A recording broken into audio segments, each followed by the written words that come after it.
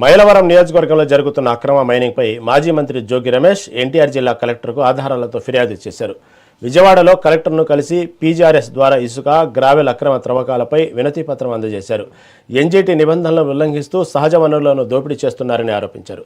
MLA Vasantha Krishna ప్రసాద్ను లక్ష్యంగా చేసుకుంటూ ఈ అక్రమాలపై తాను ఎక్కడైనా బహిరంగ చర్చకు సిద్ధమని సవాల్ విసిరారు.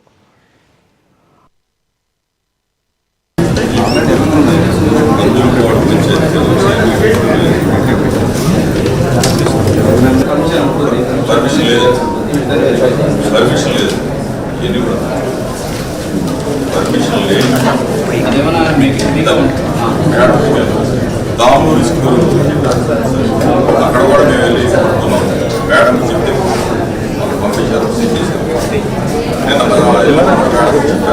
దయచేసి ఏది మైన్స్ సంబంధించిన ఎవరు రాలేదు, ఎవరు రాలేదు.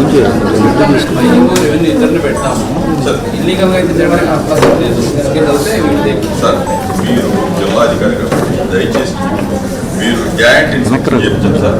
అక్కడ ఎంతైతే మైనింగ్ అలా ఎంతైతే అక్కడ మైనింగ్ పర్మిషన్ మనం ఇచ్చాము, ఒకవేళ పాతది అని దాని మిగిలినంతా కూడా వచ్చేసారు. 50 అడుగులంటే పర్యావరణం మొత్తం కూడా చుట్టూతో ఫారెస్ట్ అండి, ఫారెస్ట్లో కూడా ఎంటర్ అయిపోయారు. ఫారెస్ట్ భూముల్లోకి చొరబడి పర్యావరణాన్ని మొత్తం కూడా విచ్ఛిన్నం చేసిన శక్తులని అక్కడ దోపిడీ చేస్తున్న ఎమ్మెల్యే పావలా ప్రసాద్ మనుషులని, పావలా ప్రసాద్ని తప్పనిసరిగా చట్టం ముందు నిలబెడతాం, దోషిగా నిలబెడతాం, బట్టలిప్పి నిలబెట్టే కార్యక్రమం చేస్తాం. ఎందుకంటే ప్రజాప్రతినిధిగా ప్రజలు ఎన్నుకున్నది ప్రజా సమస్యలు తీర్చమని, నియోజకవర్గంలో ప్రజలు పడుతున్న బాధల్ని, కష్టాలని చూడమని. అంతేగాని ఓసర వెళ్ళి రాజకీయాలు చేస్తూ పూటకో పార్టీ మారుస్తూ పూటకో నాయకుడికి సూట్ కేసు ఇస్తూ పబ్బం గడుపుకోవటానికి కాదు. ప్రశ్నిస్తాను అని చెప్పేసి పాలకుడైన డిప్యూటీ సీఎం పవన్ కళ్యాణ్ కూడా అడుగుతా ఉన్నా, ఈ పావలా ప్రసాద్ చేసే దాంట్లో మీకు వాటా ఉందా? పావలా ప్రసాద్ సూట్ కేసులు ఇస్తానన్నాడా, దాంట్లో మీకు భాగస్వామి ఉందా? మీకే ఇస్తున్నాడా? లేదంటే ఈ పావలా ప్రసాద్ని అరెస్టు చేసి బొక్కలో పెట్టే దమ్ము ధైర్యం ఈ ప్రభుత్వానికి ఉందా అని చెప్పి అడుగుతా ఉన్నా, నిలదీస్తా ఉన్నా, నిగ్గు తేల్చమని అడుగుతా ఉన్నా. చూడండి పైన ఇల్లు చూడండి ఎట్లా దోసాడు చూడండి.